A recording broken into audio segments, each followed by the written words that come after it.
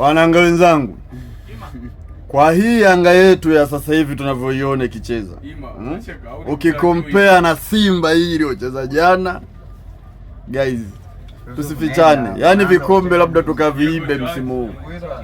Lazima ifike maana tuambizane ukweli. Tutasingizia na kocha hana shida. Kocha kaja juzi tu, maskini wa Mungu, kocha wa watu. Kocha yuko vizuri. Wachezaji ndio wamechoka. Pumzi hakuna sasa hivi. Angalia nani Pakome ndio Pakome wetu huyu. Angalia anachokuwa na wanafanya sasa hivi ni kuruka. Hawa wachezaji wapya ndo kabisa.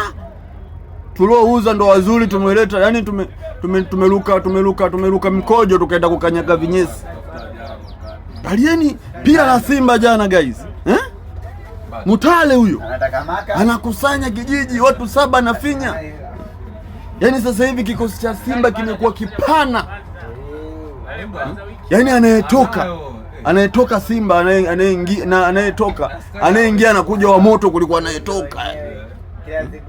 Sasa jana kamba 2, alafu nikiangalia nje bado jitu jeusi lile linaitwa ni nani? Anajiita nani? Black Lion yule.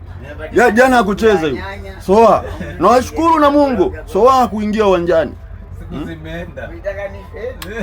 Msimu huu Yanga kubeba vikombe kwa jinsi tunavyocheza hivi. Labda tukaviibe.